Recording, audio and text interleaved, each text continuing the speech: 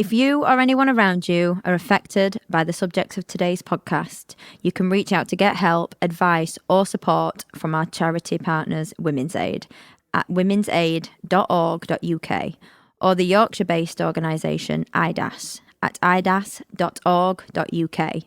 You can also find these links and reach out to us directly via our website, takebackthebeat.co.uk, or email us at takebackthebeattour@gmail.com. That's takebackthebeattour@gmail.com.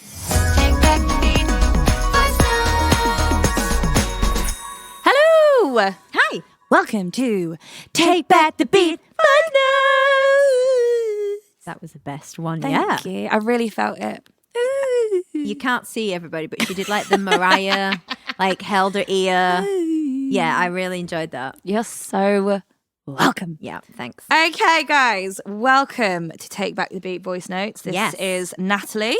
And I am Farah, and we have a very, very exciting show today. Yes, we cannot wait to introduce our guest for today, a good friend of both of ours.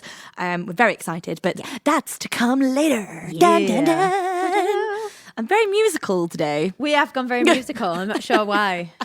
I think it was your inspiration of your little Mariah impression you just did for me. And I'm going to try and match it for the rest of the show.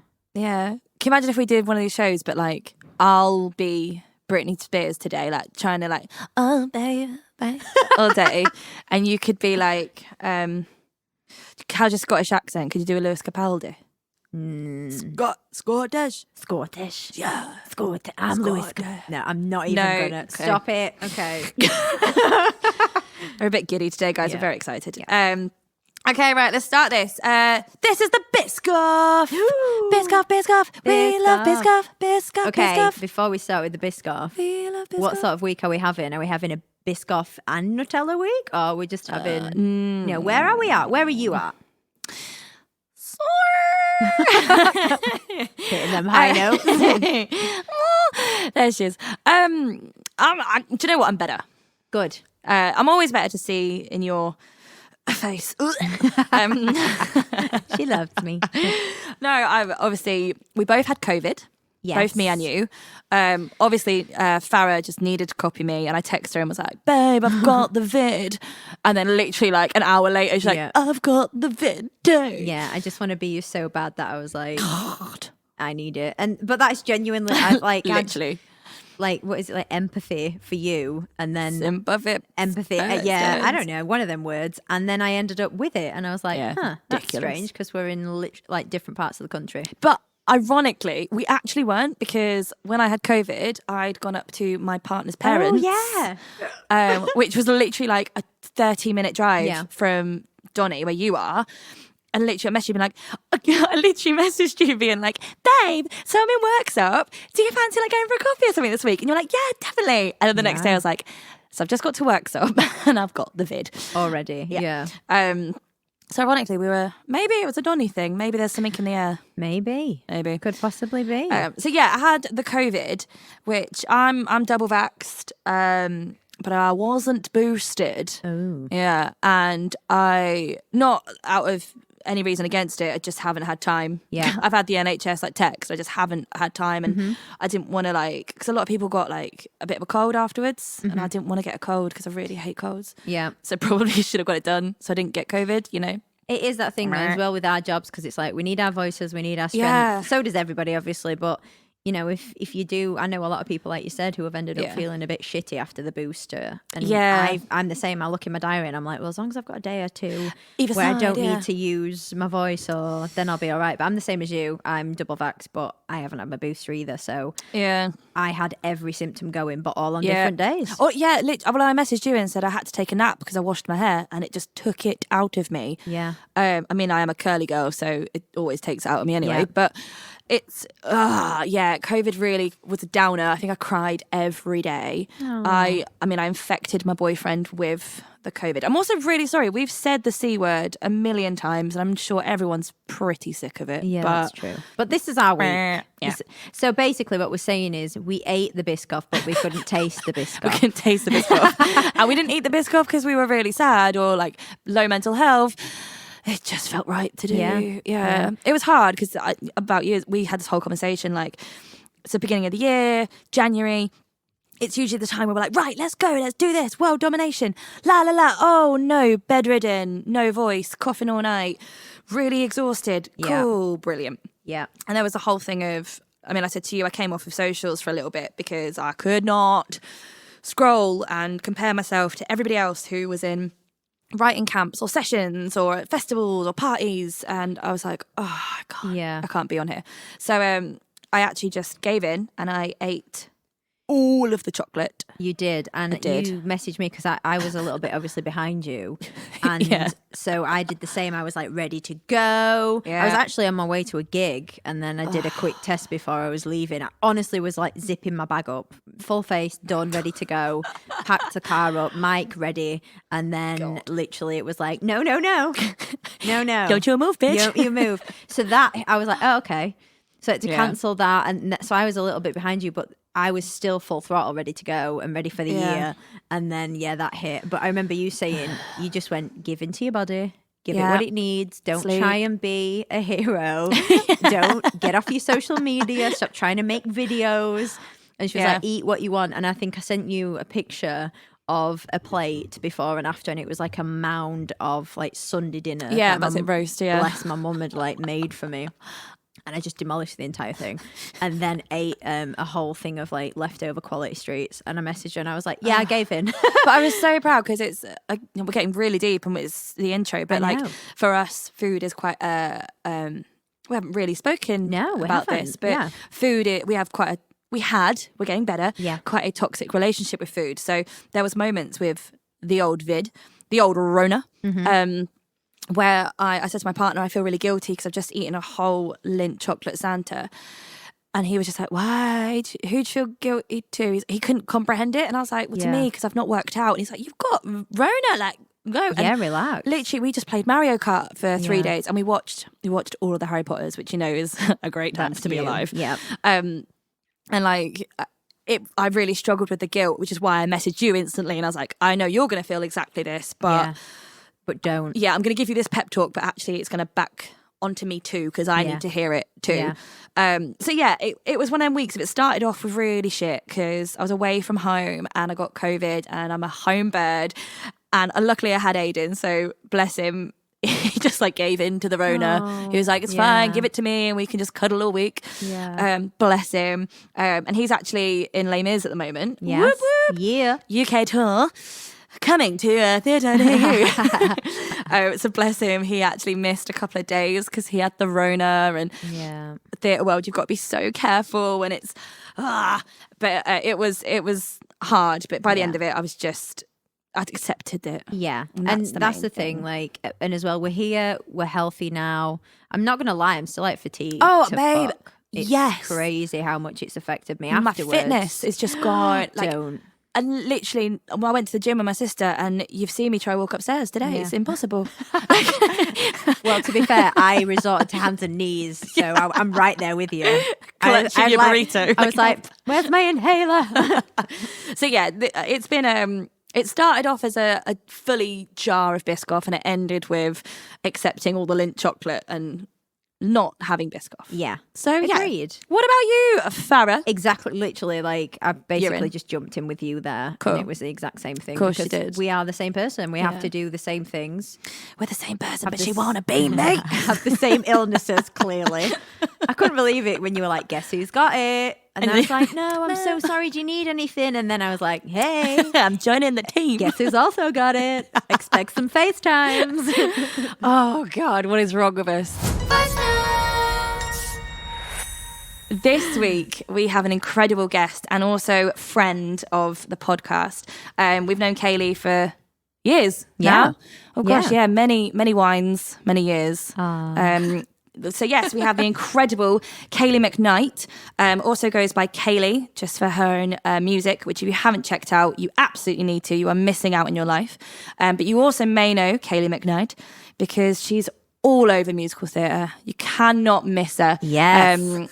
One of my most jealous jobs that Kaeli has done, with all the love in the world. She was on tour with Hugh Jackman. did like the Greatest Oh my Showman God, tour. the irony. I'm actually wearing my Hugh Jackman hoodie right now. Listeners, that you wasn't can't even see, planned. but yes, Kaeli is on Zoom and she has got her Hugh Jackman hoodie. I love it. But currently Kaeli is in Heathers down at the other palace.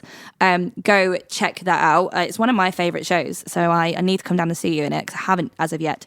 But this is Kayleigh McKnight. Woo! Welcome. Hi. How are you, gorgeous? I'm good. I have a cup of tea. I'm in my Hugh Jackman hoodie. I'm good. She's living it. Honestly, that YouTube video, you know the one I'm talking about with you and Hugh Jackman. We'll say it again.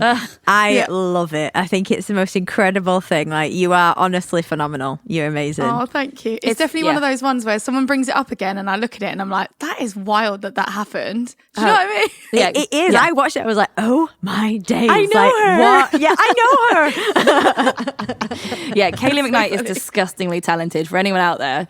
Yeah. Coming from you two, though, like, let's just share it seriously. right back. I'm going to Uno reverse this. There's a lot of girl power in this room, guys. You're too nice to each other. We're like, no, you.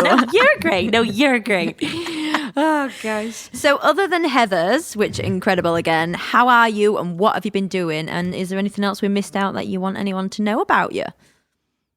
Well, yeah, so it's been pretty hectic with Heathers, to be honest with you, because with Christmas, like, it's always so busy, isn't it, with theatre stuff? Yeah. But I've released my first EP, which came out in December. It's amazing. Which I've was listened. so fun. I've saved it. It's everything. It's on my playlist. Plug. Yeah, no, that was really fun, and I'm just so pleased I got it out because I actually wrote all of that like 2 years ago. So because of the P word, which we won't mention, or the C word, I couldn't, it wasn't the right time to be releasing music. So I just waited. So I'm just so glad that's out. And now I feel like I'm on like a blank slate. I'm writing again. And I'm just kind of like open to new opportunities and just wanted to write more music and take my time with it. And I'm gigging a bit more, which is fun because again, we didn't get to do much of that either. So yeah, it's good. It's so exciting. I'm like really optimistic for this year. That's great. When does Heathers finish? What's that crap?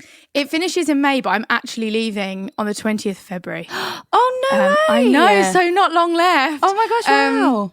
So, I just decided I didn't want to extend with the show purely, not because of anyone at the show, like everyone's lovely and so talented and wonderful, but I've done it and now I'm like ready to like see what else is out there. Move on.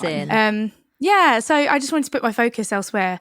I've just cut in. My washing machine's going off. Can you hear that? No. Okay, fine. Good. There you go. Behind the curtain, guys. I was like, you can edit this bit out potentially. We probably won't. We love the reality of we this love life. the realness. We love the real life. Oh my God, it's a wash day, guys. It's fine. Love that. I know I was saying, because I'm quite hungry, I was like, my stomach I just need to keep it tense the entire time so my stomach doesn't rumble.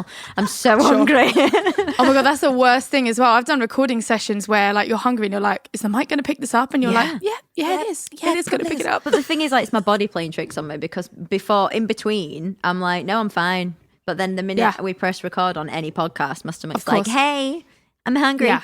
But it's kind of similar, like, Kayleigh, you'll get this, but when you do like radio interviews, and you're like, don't swear. And you're like, oh my God. I'm not going to say fuck every 5 seconds because I don't in my regular life, but I really want to. But today I am. Yeah, but to be fair, I really do in my regular life, Natalie. I really do. And so like when I get interviewed, like I've done BBC introducing like interviews and I've literally the whole time been like, don't swear. Like the sweat, like beads of sweat rolling down my forehead whilst I'm trying to control myself. I love that. Don't say fuck up, You can swear in here because we love swearing. Right, so I just need to get it out now.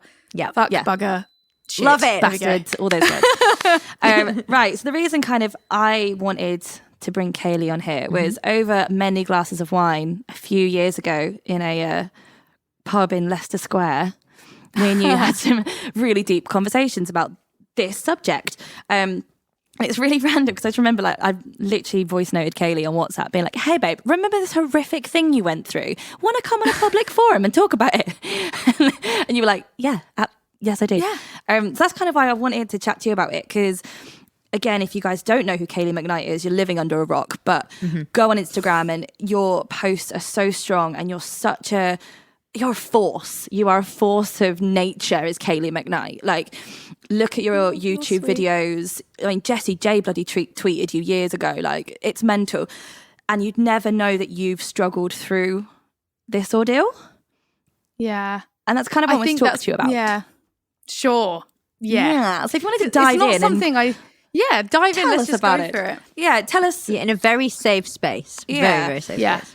Just tell us about the situation you were in as much as you want to tell us, really. Sure. Well, I'll give you the short version rather than the full long, 4 hour over a glass of wine version. But no, I basically, I tell you what is obvious on my social media is that I really struggle with relationships, and I'm really open about that. I really struggle with dating, and I really struggle with trust and stuff. And that all kind of stems down to the fact that I was in a relationship that was what we call now as an emotionally abusive relationship, which at the time, this is about 5 years ago now that I actually got out of that, which feels crazy to me, how much has changed in my life in that amount of time. But at the time, that wasn't really a phrase that we really used, and I really didn't understand what was happening to me. Yeah. And so I, essentially, to put it basically, I was in a relationship with someone, and about a year in, I knew it wasn't what I wanted, and they used lots of different tactics to manipulate me into staying, threatening to, commit suicide, lying about lying about their income and borrowing money from me, and lying about everything, things that were just not worth lying about, that weren't even malicious lies, but their life was so fabricated, and I got so kind of enveloped in that. And it meant that everything I knew to be true was completely fictitious. And when it all kind of came out, that was a huge... obviously, it was I was living with this person. Again, I didn't want to live with them, but I got sidetracked into living with them. And oh my gosh, there was a lot of playing on my insecurities. And I was a very insecure person. I was in my, early to mid 20s. I was new in the business, and, I was really unsure of myself and whether I was good enough to be in theatre or anything like that. And they really played on that and really played on my, my insecurities and my confidence to make me stay and make me feel like they were the only person I could depend on. And so in time, I did just depend on them. It's definitely a common theme, isn't it? That It seems like everyone we speak to is like, that's the basis of it. The insecurities, and they know about them, and that's their in, isn't it? And it's such a strange thing because it's not like I think that person kind of consciously went, I see this insecurity and I'm going to play on it. I think that they that's just the way that they saw maybe I'm being kind. Maybe that's a way for me to cope. But I genuinely do think in a weird way that they thought that was the way to love me and whatever, even though it categorically was not love.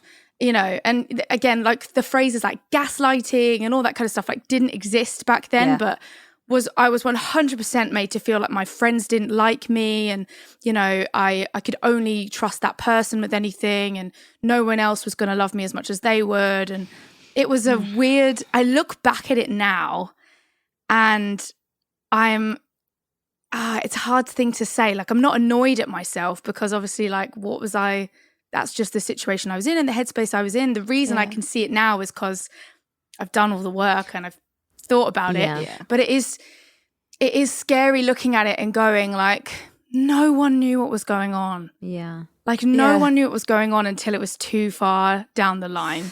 And and I'm very lucky that I ended up working with a group of incredibly strong women, as a theme of this podcast.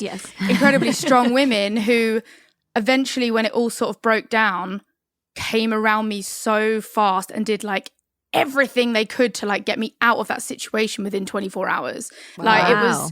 It was the best and the worst day of my life for various reasons, I say that about the day I kind of just was I cannot lie about this anymore. My entire life just became a huge lie, and I didn't know, but I was lying for that person, and I just didn't know, and I just broke, and that was it. And like you say, it was the beginning of the worst times, but also I look at that as the best day of my life because I finally was no, I'm done. I have to leave. Do this anymore. Yeah. And it's the thing of you're lying to everyone you know. Because you feel embarrassed, and you also don't know if someone's going to believe you. My family loved him. He was so charming, and my friends thought he was brilliant. Like, he was very charming. Yeah. And no one said a bad word about him until I left. And then they were like, I knew something wasn't quite right, but I didn't know how to tell you. And it's hard. And like, I can't be upset with anyone for that. Yeah. No. But now as a friend for me, if I ever have anything about another friend or a partner or anything, I will always just be like, hey, how are you doing? How are things? Are you good? Like, because I just would rather be the friend that's like, I'm just going to check in. Like, I'm not going to be like, hey, I think your boyfriend's like horrible, but I will be like, hey, like, how is your relationship going? Like, if anything's up, you can always talk to me. Good. That's amazing. But like, it is wild to me looking back at it and going like, wow, It's so funny. You literally have like ticked every box of why we're doing this podcast. It's like me and Farah have been, obviously, my backstory, bits of Farah's. It's, we got through it together, and like I didn't really deal with my problems until quite recently, because I was like, suppress, let's just do other things, everything's fine.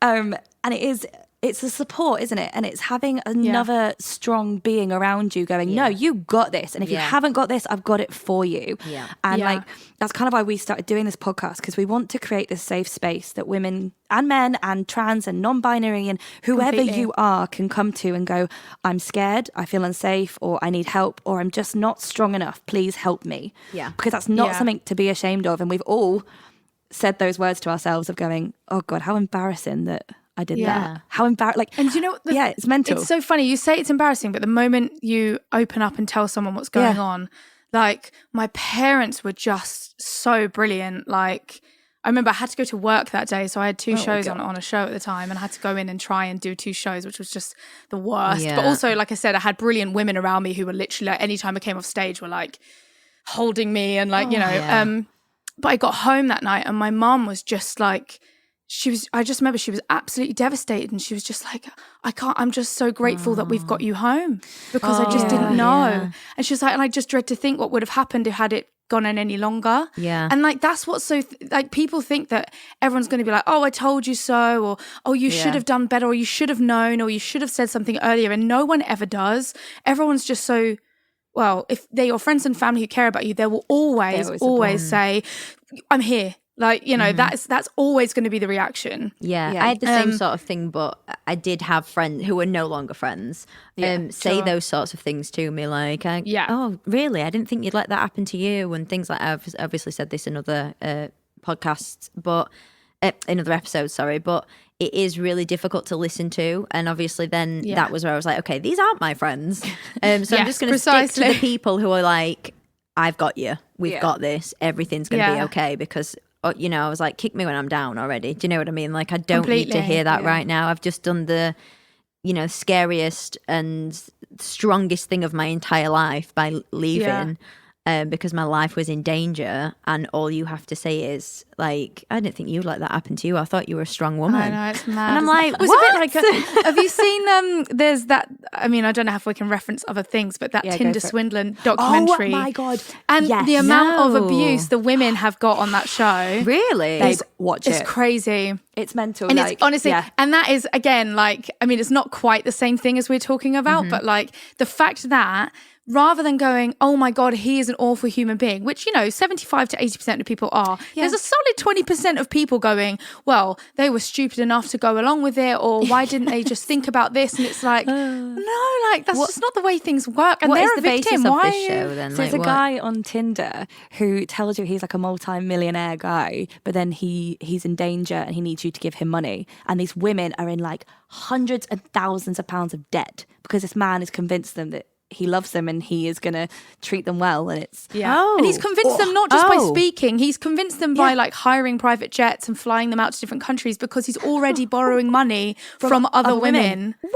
So it's absolutely fascinating. And as someone, again, as women that have been through sort of manipulative behavior from their partners, it is fascinating to watch. Like for me, I was like, oh God, I can see all of the red flags. But like, you don't know when you're in that moment. You really don't. No, that's the thing as well. And it is like when I was 23 and I didn't know what red flags were. I didn't know anything. I didn't understand any. No, I didn't. I don't even think I really knew what domestic violence was unless you know, you saw somebody walking around with a black eye and the head down, which that course. isn't the case at all. But, you know, back then, I'll openly say I had no clue what anything meant, emotional abuse, none of it.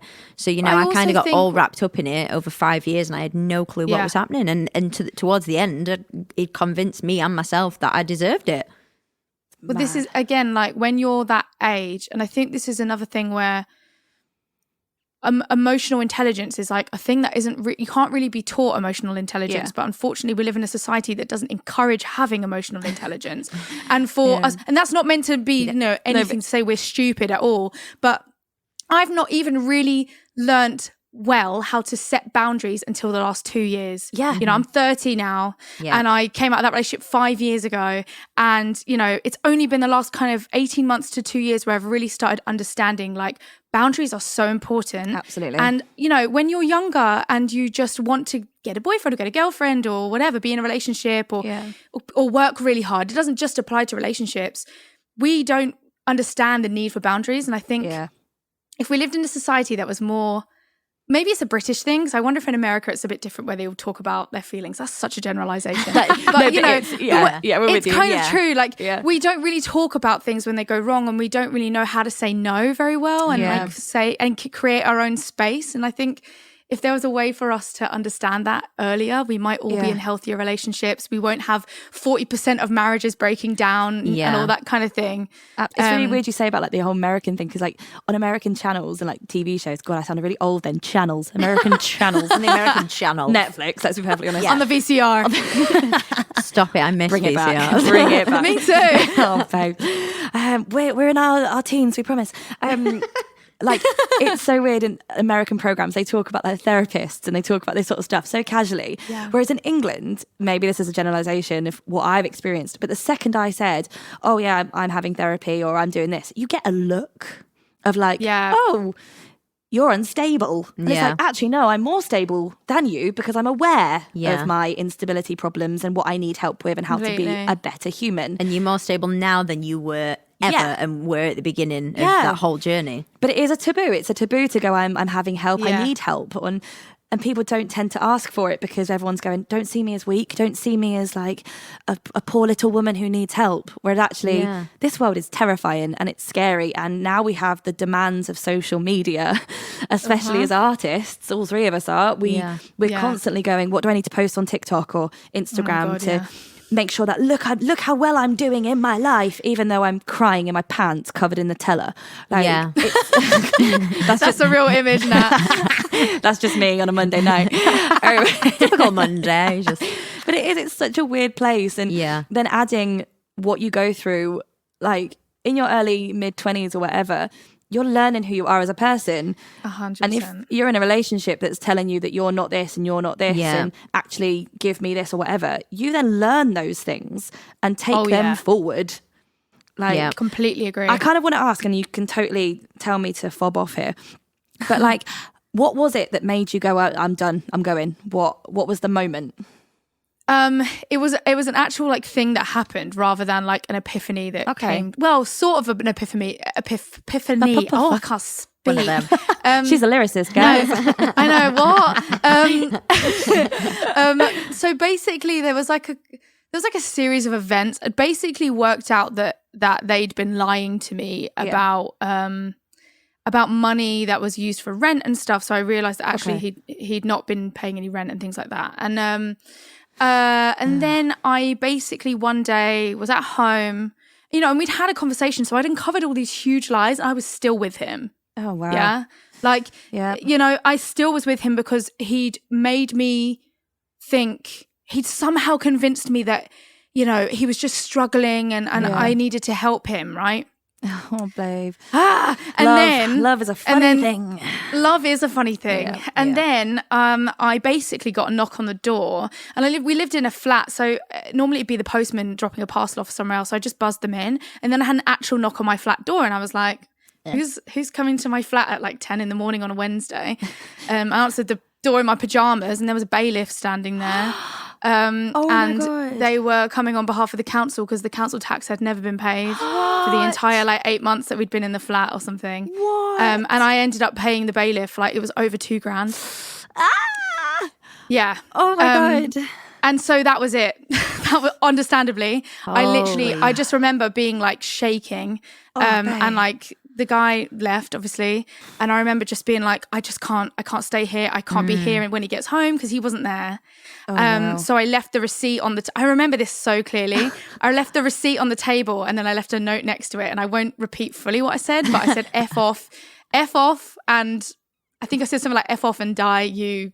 C word. See you next Tuesday.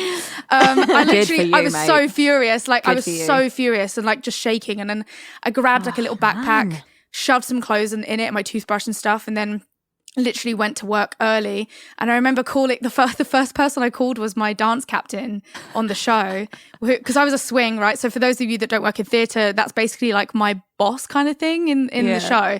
And I just called her and I was like, I need you to come in early, because I'm coming in early and I've left my partner and this has happened and I've just had to pay a bailiff. And she was like, what? And then and then I called my parents and they were literally like, do not go back there. And I was like, it's fine, I'm not going to. And then and then I spent the whole day. This makes my heart race talking about it. He was, I basically sent him a message being like, I'm not going to be home when you get back. Like, this is the end. Like, you have ruined my life. Wow. And he continued to lie. He was like, you've been scammed. I've been paying the council tax, because I was paying him money every month, right? Wow. Then this is like, honestly guys, this is so He's like, a I say this story character. to my friends and they literally are like, you need to make a screenplay out of this. But I was just going to say, it sounds like a series. Sounds like a BBC drama. Right.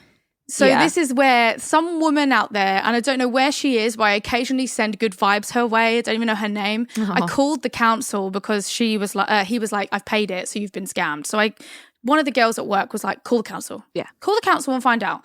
So I was like, fine. Called up and get through. And basically they were like, oh, we can only speak to the account holder. And it was under his name. Oh, God. And I was like, okay, well, I've just paid this amount of money to a bailiff and I think that my partner is lying to me and I don't know what to do.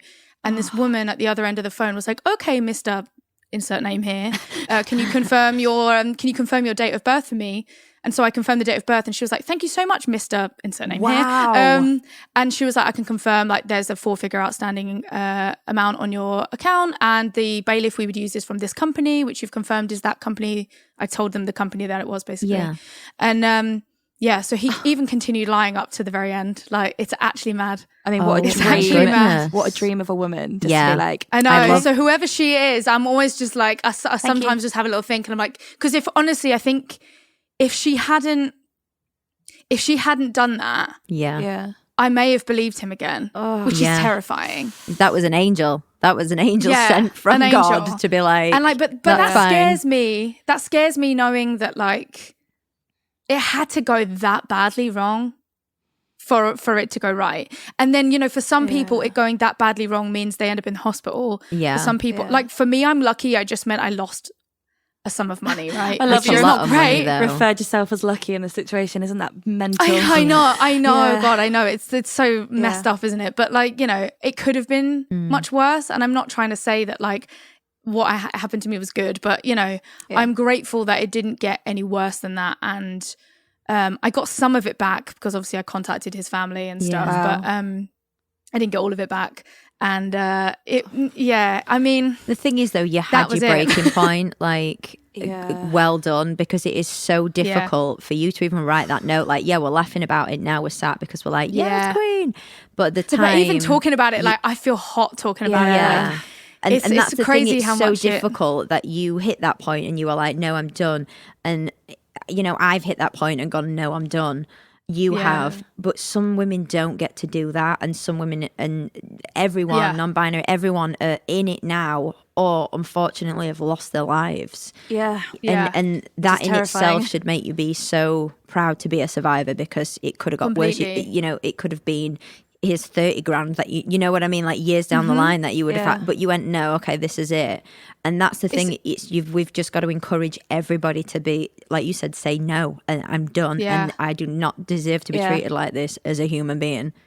Exactly. I think the thing that broke me most about that, you know, I said to you, my parents were super supportive. Like, I got home and my mum was genuinely so upset, and she was just like, he could, like, imagine how much further it could have gone. Like, how much, she's like, I dread to think had this not happened, like, he could have hurt you or killed you or anything. Because, I'm very lucky that he actually never laid a hand on me, but he was aggressive, like to the building that we lived in. Like he would punch holes in doors and stuff, and like, threatening behavior, but it never like actually like touched me in a way. But it's just like, that scares me to think that had that not happened, how much further would it have gone? Because I accepted some huge lies from him. Yeah. Huge lies. That was a big one, but there were other big ones that led up to that. Yeah. That was the straw that broke the camel's back. But like the camel was carrying a lot already. Do you know what I mean?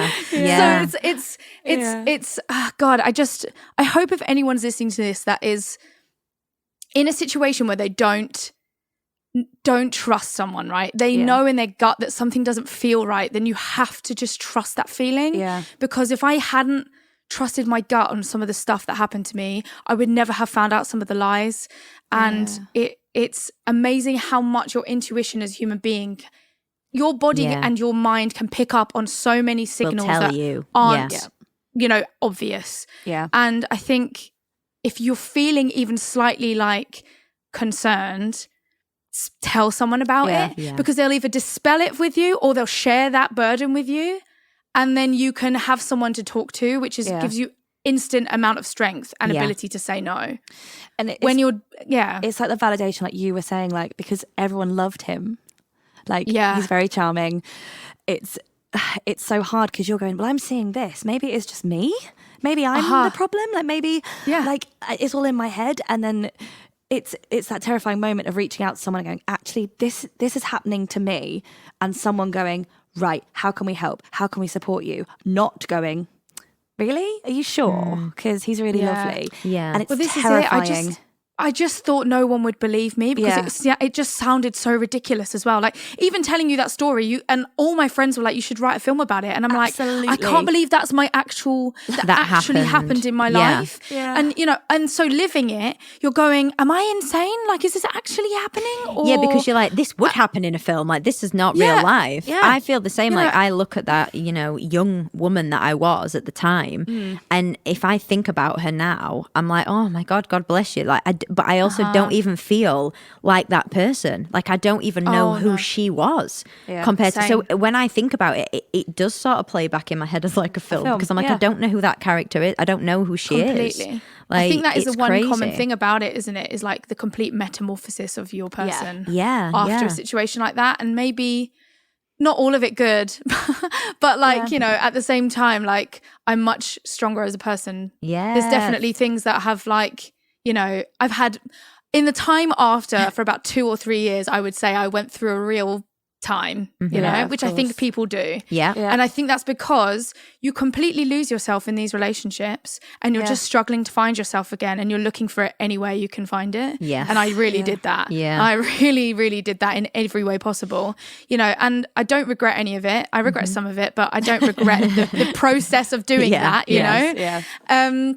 And it's really now for me, I think, as like looking back on who I was, I always get told I lack vulnerability as a person and as an actor, actually. Really? Yeah. And I think that, because I'm quite an open person, but I'm also like very, as you say, like a strong person. You are strong, yeah. So I think now, like, I'm working really hard on like trying to find some like softness and vulnerability back in my life, because I think that's it's definitely like a defense mechanism. Yeah, for sure. I definitely think people who've kind of been through any form of abuse, we all seem to think, even now, like, I know I'm a strong ass bitch, but I still on my days have moments where I think, well, no, I can't show that emotion, or I can't act like that because people will think I'm weak, because that's exactly what you are conditioned to think about yourself when you're in these situations, is that it's a weak thing, when actually it's not. So I do completely understand where you're coming from there, but at the same time, I'm like you. I'm trying to find that middle ground. Yeah, it's so it's hard. There somewhere. It's so hard because, like, with talking about emotional and vulnerability. God, that's a hard word. It is a hard word. Good for you. Well done. Thank you. My mic over. It's a big achievement today. One of the things that made me really face all the problems I was going through was, Kaeli, we were kind of working together at this point, so you might have even known, I might have told you about this, but like I lost my voice. Do you remember? I was convinced I had some sort of vocal problems. I was like, oh my God, I can't sing. I can't do anything. And I went to a therapist and I was a bit like, oh, I've lost my voice. I need a therapist. I need like a camera down my throat. Yeah. Yeah. And she was like, when was the last time you cried? And I was like, I don't cry. I don't do that. And she was like, what do you mean? I was like, I don't cry. I didn't, like, to be honest, my aunt had recently passed and I didn't cry because I was strong for my family. And I didn't cry at this because I was strong for that person or whatever. And we broke it down and it was because, this sounds so ridiculous saying this out loud, when I was in that relationship, he would get a kick if I cried. Oh, God. So therefore, the one thing I could do, because I couldn't leave, I couldn't fight back, I could not cry. I could force myself, and I taught my body how, this sounds so funny, how to hold it in. So now, instead of crying, I would just shake quite violently. And like, I've done it recently, and my partner now was like, are you all right? I had some bit of a family news that made me upset, and instead of crying, I was just like, ugh, you went into this going mad. And he was like, what's happening here? And I was like, I can't cry. And then I broke down and cried for about 3 days straight, but that's a whole other story. But it was so weird that I was like, yeah, I've taught my body to do that, and I hadn't even subconsciously like realised processed it, that was happening. And then the second, literally, my therapist was like, I want you to go home and watch anything that make you cry. So for me, that's anything dog related. So I watched Marley and Me like 12 times.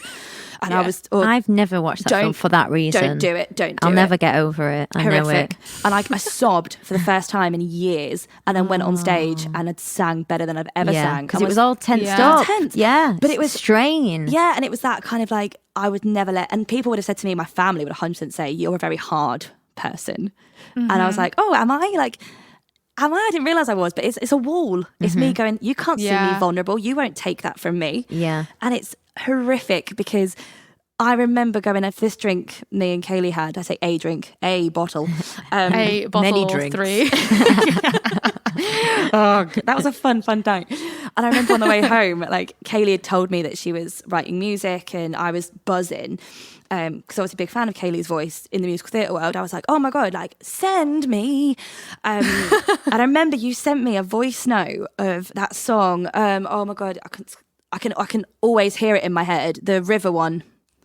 There's a red river. Oh, She's. Yeah, river, yeah. And you sent me this voice note of it. And I was like, fucking yes. Like, you've gone through all this shit. And this is where you're at now.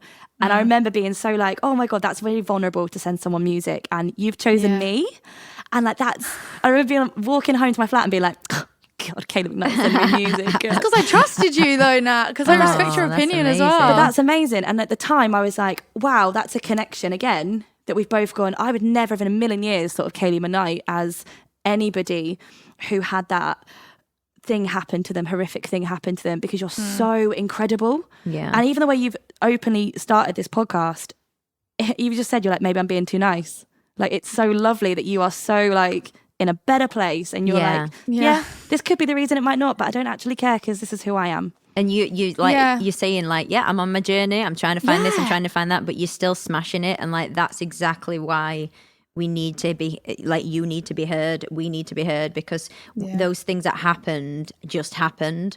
But also, you know, it's just proof to people that there's a life after it, and you can do what the fuck you want. Oh my God. And that's the thing, life is so good and so vast and so big after it. Yeah. Like, it feels so scary to be like doing things on your own. And because also, like, I'm single and I've not really been, to be honest, I've not tried to be in a long-term relationship for a long time. Yeah, same. And I date and stuff, but I've, you know, really not had a serious relationship since that. Yeah. And that's, a lot of that was to do with me not being ready, and then to do with me not wanting to. Yeah. And now, it's only now that I'm like, I think I'm actually ready. But that 5 years I feel a bit time, like that now. Yeah. Yeah, it's like it's a real process for some people. Some people are ready to dive straight in. For me, it's taken me a bit of time, but that time I have had has been so great. You know, I've finally reclaimed a lot of things that I lost, like even the songwriting stuff. Like, I tried writing music back in that relationship, and they poo-pooed it. And same happened. And I was like, oh, never going to do that again then. It's really taken me, and I'm very lucky that I've had opportunities that have given me the confidence to do that. I have been lucky in that position where I've had like these things kind of happen in my life that made it make sense to do it again. Yeah. But I think the stuff I have experienced just purely because I wanted to go out and do it by myself has been amazing. And there is so much opportunity if you open up to opportunity rather than staying safe in inverted commas. Comfortable is probably a better word. Comfortable in a situation you're scared to walk away from. You don't know what you're capable of if you're allowing yourself to be shrunk by someone else. Do you know what I mean? I love that. That's amazing. Well, Kaeli, thank you so much for coming. We've rabbited your ear off, but I know. Thank you Not so at much. all. I've rabbited your ear off. No, I've loved every second. It's so lovely to see your face. I haven't seen you in ages. This is so nice. Seen you in ages. And I'm honestly, like, I said this to you in the voice notes, I'm so proud of you. Like, you pop up on my TikTok and on my Instagram all the time, and I'm literally just like, go on, fucking queen. She's nailing it again.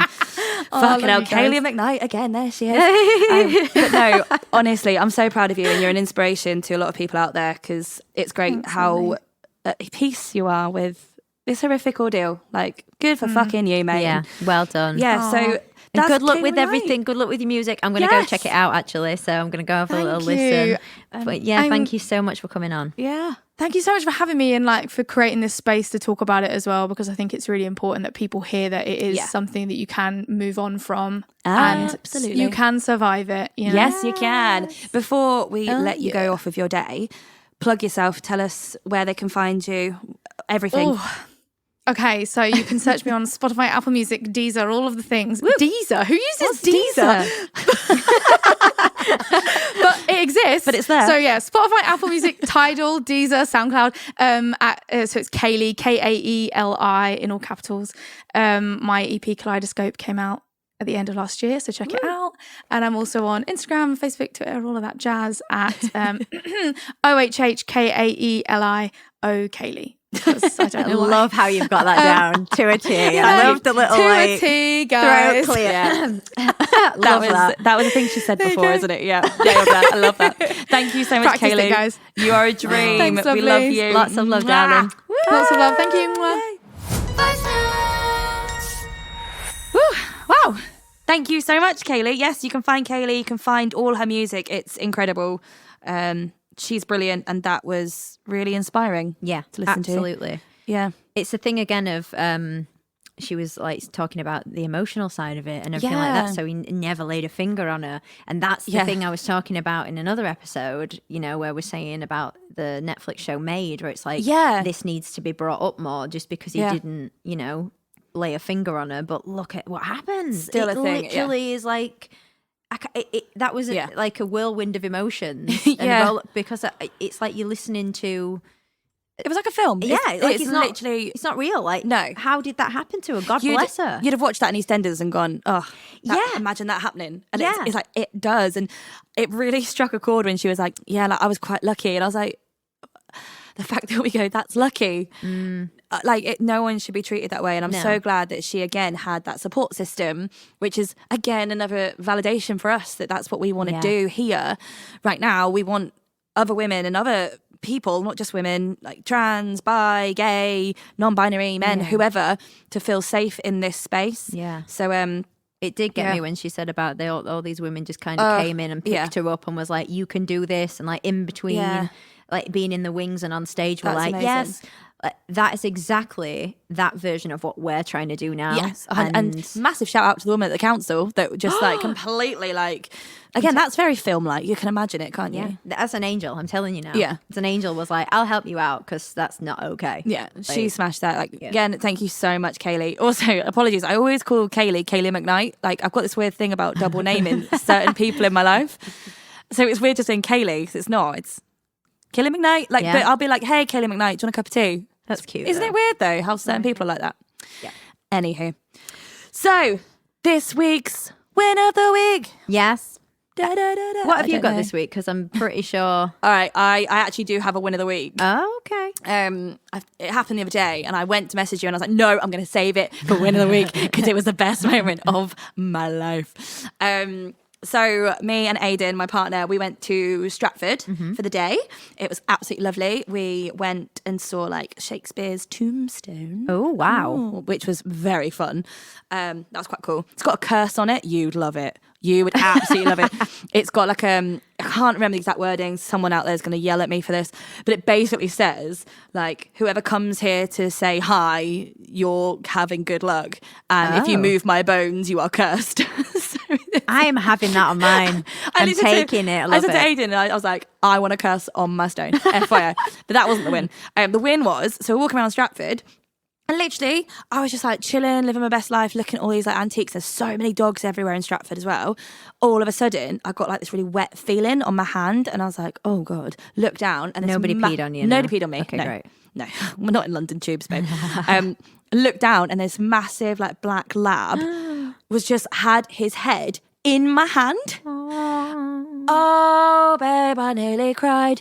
Literally, the owner was like, "I'm so sorry," and I was like, "Why are you sorry, babe? Don't say sorry." That was the best say. So yeah, my win of the week was a dog came up and said hi, and I just felt like that was a moment of someone being like, "Hello, are you still here?" Oh, I love that though. So it's quite a personal win of the week. But don't you love, like, my brain goes, there must have been so many people walking around. And it chose me. And that black lab was like, I'm going to go give her a kiss. Yeah. I love that. My boyfriend was like, "You've probably got food on your hand." And I was like, it's all right. I usually have. I usually walk around with food on me somewhere anyway, so. Do you know what I mean?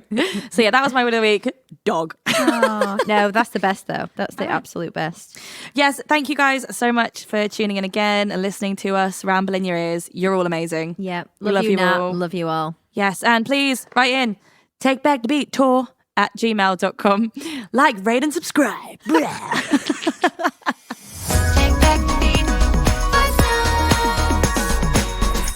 We do apologise if anyone was triggered by any of the dialogue we used today. We are still learning, and we are only just beginning to talk about our own experiences. We're aware that trigger warnings are completely different for everybody, so please bear with us. We love you all. We also want to hear your experiences. If there's anything you'd like to share with us, any stories, anything you are happy to discuss on this podcast, you can stay anonymous if you would like. Please send us an email at takebackthebeattour@gmail.com. That's takebackthebeattour@gmail.com. You can also find us on social media at Take Back the Beat. Thanks, guys. We love you all.